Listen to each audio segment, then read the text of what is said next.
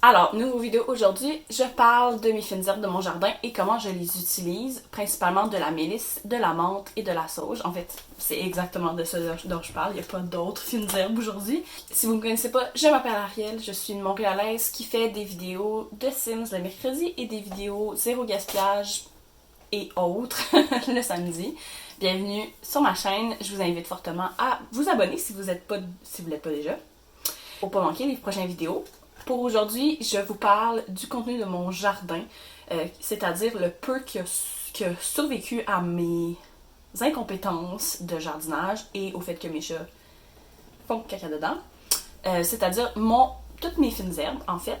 Le trois quarts, c'est des fines herbes qui étaient là l'année dernière et qui ont survécu, que je savais pas que c'était possible. Et j'ai décidé de vous montrer comment je les utilise parce que j'ai tendance à les oublier. Puis au bout de 2-3 semaines, ça devient des buissons énormes. Et donc, je leur donne des coupes de cheveux drastiques.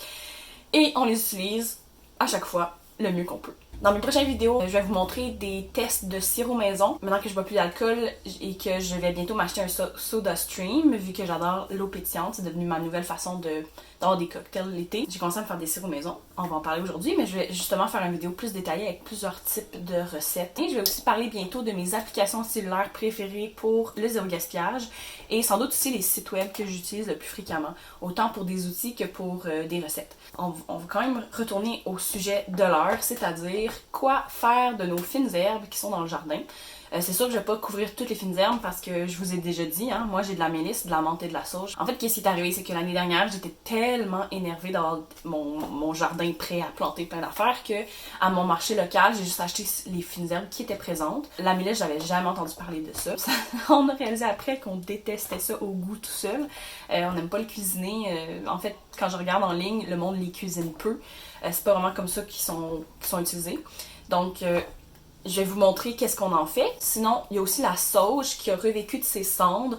Donc, et la mélisse et la sauge, en fait, je les avais plantées l'été dernier. Et moi, à la fin de l'été, j'avais tout coupé en pensant que ça serait mort. Et là, à la fin de l'hiver, ça a recommencé à repousser par magie, par logique, je sais pas trop.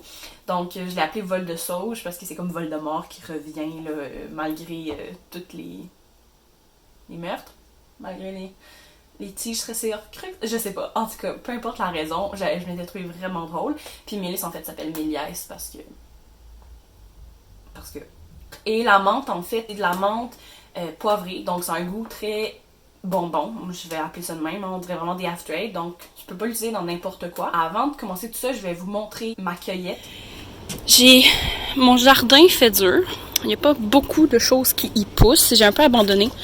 Entre travailler de nuit puis avoir un chat qui chie partout, ça enlève un peu le goût. Donc j'ai un petit céleri juste là. J'ai une laitue qui paye pas de mine, qui avec les grands vents, en fait c'était la plus grosse laitue qu'on avait, c'est la seule qui a bien poussé, mais là ça a brisé avec le vent. Mais là je sais pas si vous voyez la résilience. Moi quand j'avais vu ça, j'avais fait bon faut que je l'arrache, mais par manque de temps et de paresse je l'avais pas fait. Puis là elle a tombé et là je sais pas si vous voyez mais elle repousse, hein, donc elle est coriace, mais bon. Sinon, ce qui fonctionne bien, c'est mes fines herbes. En fait, j'ai Méliès, la mélisse ici, que elle paye pas de mine en ce moment, mais je vais vous montrer bientôt. Et j'ai la sauge aussi, vol de sauge. Je parle de mon jardin dans un de mes premiers vlogs. Puis j'ai le persil que je pensais être mort parce que notre coriandre ici, elle a monté en fleurs. Puis j'ai comme assumé que c'est la même chose pour le persil, mais je sais pas, vous voyez, il est magnifique. Donc on va se faire un bon couscous bientôt. Un bon taboulé. Mais bon, c'est ça. Donc là, j'ai enfin fait la chose mature et raisonnable de la mettre en pot. Puis regardez, là, ça l'empêche pas de pousser. Donc, il va falloir que je la taille bientôt. Je vais vous montrer ça quand je l'aurai taillée pour vous montrer ma table pleine de fines herbes. Donc ça, c'est tous mes plants.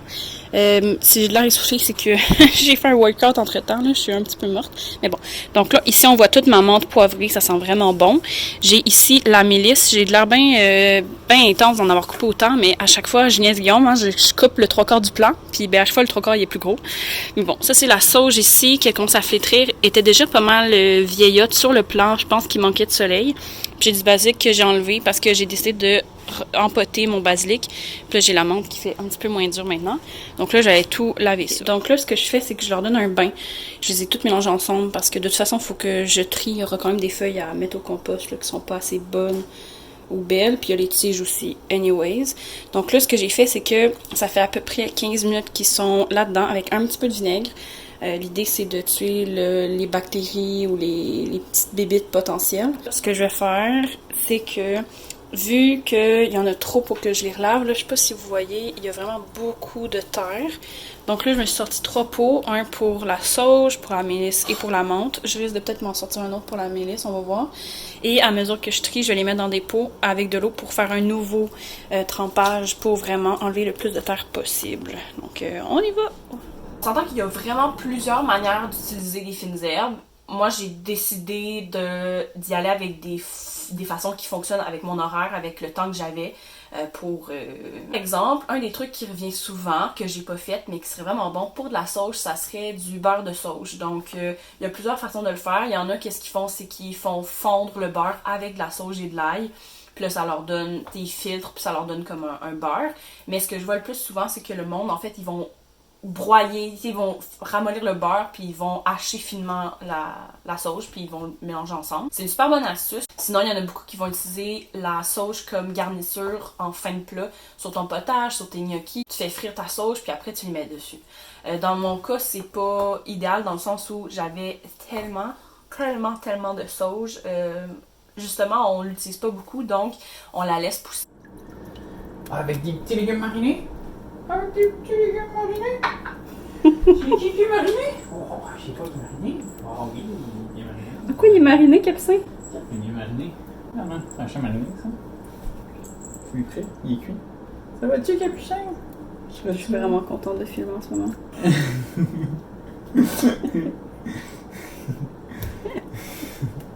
Juste à voir. C'est dire à quel point je suis bon. Ok, il va. Il est tout chill, genre. Tu vas dans la main. Okay. Qu'est-ce que tu fais? Ok, s'il saute dans l'eau pleine terre, là, genre, je vais vraiment rire. Ah, non. Je vais pas laisser sauter. Allô, petit pipi. Je sais pas s'il va descendre, en fait. Il a l'air bien. Oh. Pour ce qui est de la menthe, vu que c'est un goût vraiment bonbon, je me suis dit que ce serait parfait pour faire un sirop. C'est assez simple. J'y suis même pas... J'ai commencé à regarder des recettes, puis finalement, j'ai juste décidé de comme y aller au pif. Pensez-le comme faire du thé. Donc, j'avais de la menthe. J'ai couvert ça d'eau bouillante. L'idée, c'est de le laisser tiédir. Une fois que c'est froid, tu le mets au frigo. Tu laisses macérer pendant 12-24 heures. Et là, le lendemain, dans le fond, tu le fais bouillir avec du sucre. Puis après, ben, tu filtres une dernière fois pour être sûr qu'il n'y a aucun résidu. Puis ça te fait un sirop. C'est littéralement aussi simple que ça. Mais moi, dans le fond, selon les recettes, il y en a qui font bouillir sans les feuilles, il y en a qui font bouillir avec les feuilles. Moi, je me suis dit que je voulais le plus de saveur possible, donc j'ai vraiment dumpé ma menthe avec l'eau. C'est plus comme une eau sucrée plus qu'un sirop. C'est un sirop, c'est vraiment sirupeux, il y a vraiment un peu comme du miel ou du sirop d'érable.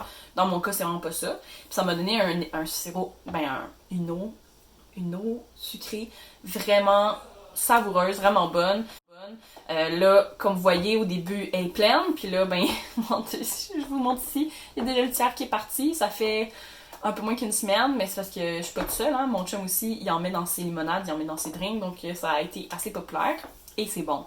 Donc moi, je suis entièrement satisfaite, puis ça fait que j'ai passé, dans le fond, la grosse bunch de menthe assez rapidement. Donc, c'est vraiment cool. Le monde, il déconseille de le faire avec la tige pour pas qu'il y ait de l'amertume. Ça aussi, ça semble être partagé. Il y en a qui gardent la tige. Moi, j'ai pas voulu prendre de risque. Je viens de faire un pet avec mes mains.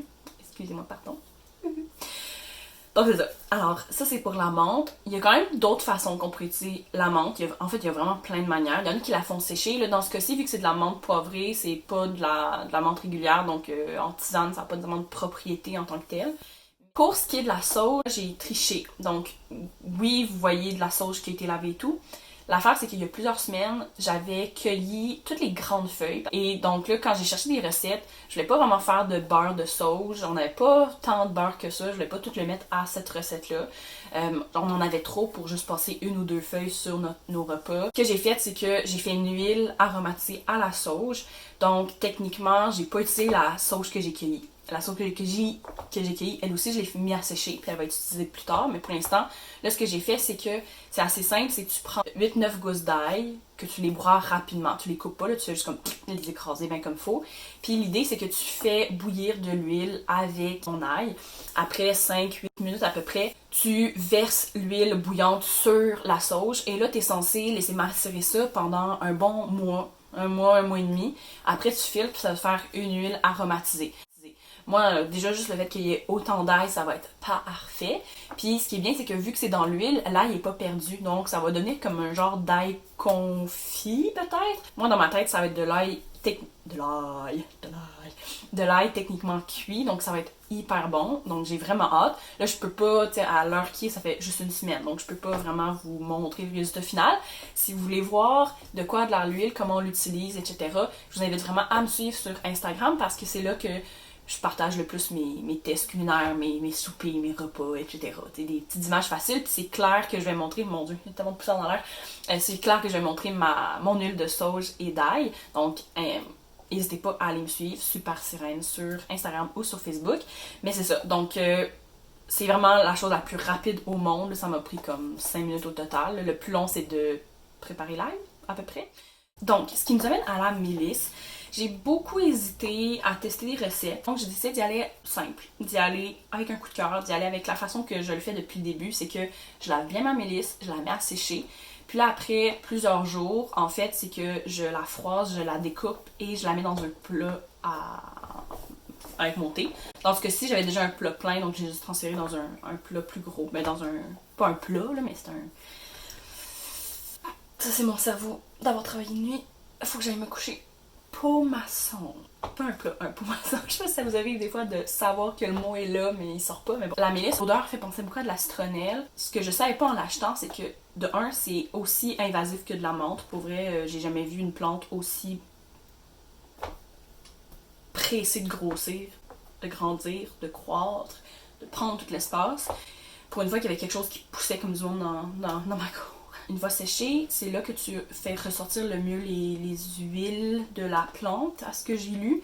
Et c'est vraiment une bonne plante pour tout ce qui est... Si t'as de la misère à dormir, c'est un relaxant, ça détend, surtout avec les vapeurs. Parce que c'est ça l'idée, c'est que quand la feuille est sèche, quand tu la réhydrates avec de l'eau bouillante, l'huile, les arômes sortent plus. Puis à ce moment-là, l'odeur de la mélisse, justement, ça fait beaucoup penser à de la citronnelle, c'est relaxant, c'est reposant. Pour vrai, moi je trouve ça vivifiant, on va dire ça de même, là. Ça fait du bien. Donc oui, je la consomme assez vite à cause de ça. Donc d'un côté, le plant il pousse fort, mais de l'autre côté, ça me permet d'avoir comme, tu sais, aux 2-3 jours, je me fais une bonne tisane. Et même la digestion à la limite, ça je l'ai moins vu. Moi la digestion c'est en plus du gingembre et du citron, mais ça reste que il y a vraiment plusieurs bienfaits. Celui qui revient le plus, c'est pour le stress et l'anxiété. Donc, j'ai peut-être rien essayé de fancy, mais au moins c'est un bon classique que je connais, qui me fait du bien, que je sais qu'il sera pas gaspillé. Il y en a qui font des sirops, mais vu qu'on l'aime pas cru, je me suis dit que d'en faire un sirop, ça va juste faire sortir... Je sais pas, j'étais moins convaincue par l'aspect cocktail d'un sirop de mélisse. Donc, ça serait ça pour aujourd'hui. Donc, j'ai fait une huile, un sirop et j'ai préparé de quoi faire des tisanes relaxantes. Donc laissez-moi savoir, est-ce qu'il y a d'autres façons d'utiliser la sauge, la mélisse ou la menthe poivrée. Comme je vous disais, si vous voulez pas manquer mes prochaines vidéos, je vous invite fortement à vous abonner et ou à cliquer sur la petite cloche pour vous faire avertir. Parce que les prochains, je vais parler de sirop à cocktail fait maison. Puis je vais bientôt parler en fait d'un sujet qui me touche beaucoup. Je veux juste bien préparer cette vidéo-là et sur le syndrome des ovaires polykystiques. Un syndrome sur lequel j'ai été diagnostiquée il y a quelques mois. Et j'ai décidé de vous en parler un petit peu plus parce que ça va aussi mener à des vidéos sur des défis alimentaires que je vais faire dans les prochaines semaines. Alors, si vous voulez pas manquer ça, si vous êtes curieux, si vous vous demandez c'est quoi les conséquences, les impacts, comment je vis ça, de mon opinion à moi personnelle, c'est absolument pas professionnel parce que j'ai absolument aucun lien dans le milieu de la santé, ben à ce moment-là, soyez sûr de vous abonner pour rien manquer. Mais si ça va écouter jusqu'ici, on se revoit pour la prochaine vidéo, que ce soit de Sims ou de sirop. Bye!